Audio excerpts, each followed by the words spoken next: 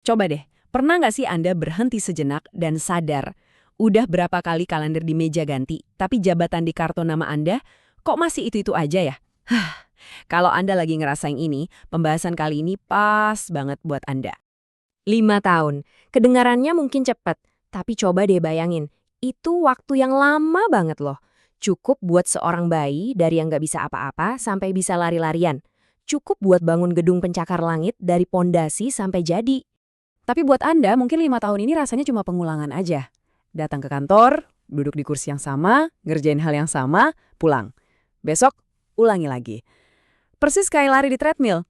Capeknya dapat, keringetan iya, tapi kita nggak kemana-mana. Dan perasaan ini, jujur aja, capek banget kan? Frustrasi. Kita ngerasa udah kerja keras mati-matian, tapi kok hasilnya nggak kelihatan. Rasanya kita cuma lari di tempat, sementara orang lain di sekitar kita udah lari maraton. Apalagi pas buka LinkedIn, temen seangkatan udah pada update title baru. Kita masih di sini. Dan pertanyaan yang paling menghantui di kepala itu cuma satu. Apa sih yang salah sama gue? Oke, sekarang kita coba jujur-jujuran ya.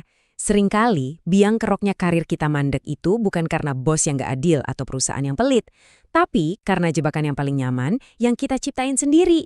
Zona nyaman. Rasa aman itu emang enak, tapi bahaya kayak obat bius. Nah, coba bayangin deh, dunia kerja itu kayak eskalator yang arahnya turun ke bawah. Kalau Anda cuma diam aja, artinya Anda ikut turun, alias mundur. Biar bisa tetap di posisi yang sama aja, Anda harus jalan. Dan kalau mau naik, ya Anda harus lari lebih kenceng dari laju eskalatornya. Ini pertanyaan refleksi yang dalam banget nih. Waktu yang 5 tahun itu, apakah beneran diisi dengan skill baru, kemampuan baru, atau jangan-jangan cuma diisi rutinitas yang bikin kita makin tua, tapi nggak jadi lebih jago? Oke, sekarang kita masuk ke bagian intinya. Bagian yang mungkin agak nyelekit, tapi penting banget buat disadari. Coba pikirin lagi baik-baik. Semua yang Anda kerjakan selama 5 tahun ini di kantor. Jelek.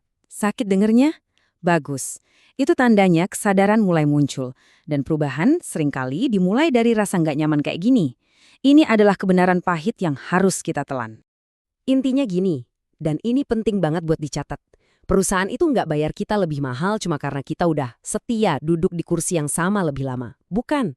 Perusahaan bayar kita untuk solusi yang lebih besar. Kalau masalah yang bisa kita selesaikan hari ini skalanya masih sama persis kayak 5 tahun lalu, ya wajar kalau nilai jual kita juga nggak naik. Oke. Cukup ya tamparannya. Sekarang kita bahas solusinya. Ada 2 strategi utama yang bisa kita pakai buat keluar dari siklus mandek ini dan ngambil alih lagi setir karir kita. Kelihatannya simpel ya, cuma 2 langkah. Tapi ini butuh aksi nyata. Pertama, kita upgrade diri kita sendiri. Kedua, kita harus berani nunjukin hasil upgrade itu. Yuk, kita bedah satu persatu. Strategi pertama, stop jadi pahlawan kesiangan. Tahu kan, tipe yang kerja keras diem-diem, terus berharap bos bisa baca pikiran kita. Itu gak bakal kejadian. Mulai sekarang, lakukan skill stacking, tumpuk keahlian. Kalau Anda akuntan, ya jangan cuma jago Excel. Belajar analisis data, belajar cara presentasi yang meyakinkan. Bikin diri Anda langkah. Dan yang paling penting, berani ambil proyek di luar kerjaan rutin Anda. Nah, ini dia kuncinya. Mindsetnya harus diubah. Promosi itu bukan hadiah, tapi sebuah pengakuan. Pengakuan buat orang yang udah nunjukin kalau dia mampu ngerjain tugas di level selanjutnya, bahkan sebelum jabatannya resmi dikasih. Jadi, mulailah bertingkah laku seperti level di atas Anda. Dan ini nyambung banget ke strategi kedua, yang bisa kita rangkum dalam satu kalimat sakti ini. Waktunya negosiasi, tapi dengan cara yang elegan dan cerdas. Nah, ini bedanya jelas banget. Jangan pernah, sekali lagi, jangan pernah masuk ruang bos bawa-bawa cerita sedih soal cicilan atau curhat merasa nggak dihargai. Itu drama. Masuklah sebagai partner bisnis. Siapin portofolio kemenangan Anda. Tunjukin, Pak, Bu, selama setahun ini saya berhasil hemat biaya sekian persen, naikin efisiensi di proyek ini sekian persen, dan saya siap buat tanggung jawab lebih besar. Tunjukin nilainya, nanti harganya bakal ngikutin. Pada akhirnya nih, semua ini balik lagi ke siapa? Ya ke diri kita sendiri.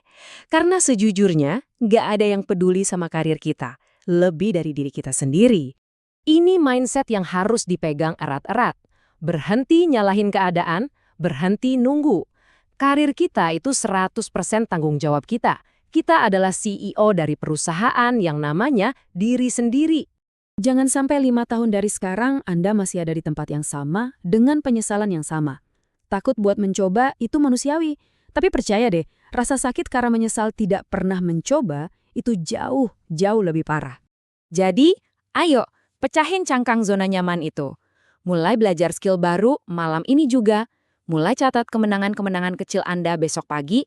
Anda itu bukan pohon yang ditakdirkan tumbuh di satu tempat aja. Anda manusia yang bisa bergerak, bisa bertumbuh. Jadi pertanyaannya sekarang buat Anda adalah, apa satu langkah kecil pertama yang akan Anda ambil hari ini juga?